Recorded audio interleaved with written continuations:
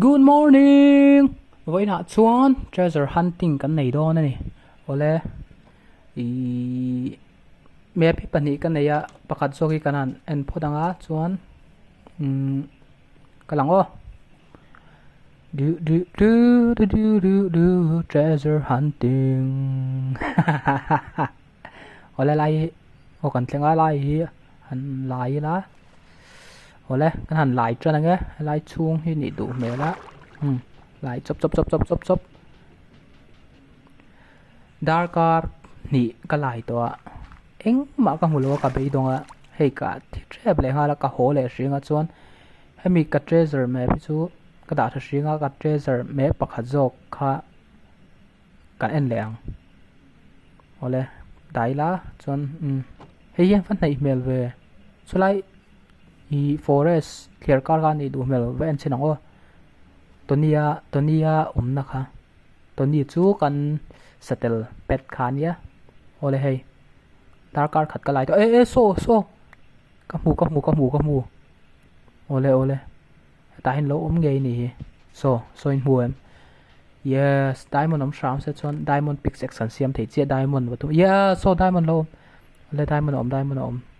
ya la thok ke la chon hey en han enu la ka lai na hi ole hoi la chuan anh teu ka go nga to zia hi song pakua ka nei ta chuan I diamond pathum diamond pixels kan siam thei che chun emerald som kan house den to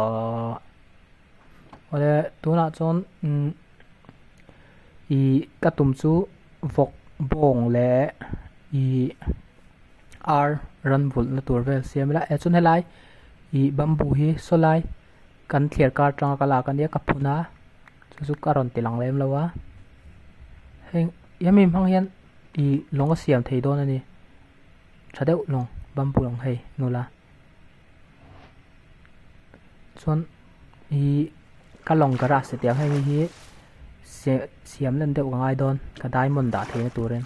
ole kan siam zo to a chon dei la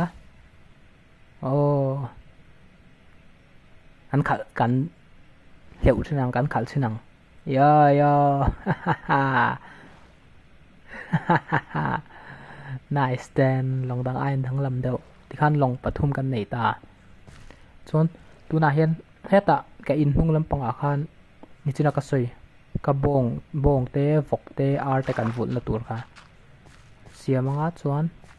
ti hian kan zauta he fence tenen chon so lai clear car tang son kan la don ani long mangin nó có rõ lẽ xuống rõ lòng ai em lút rõ yeah khan beram ta hian la ta hian ta hian chuan thang o tu na ar thì khan beram le ar ka nei ta chuan na top na bera bong lo lu ro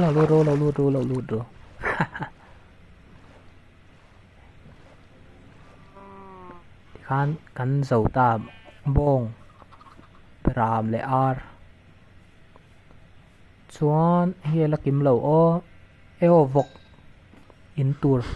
in tur kan siam ngai chuan ti hian hei no te chuan beram no te nang o beram no ve tu na ka san ro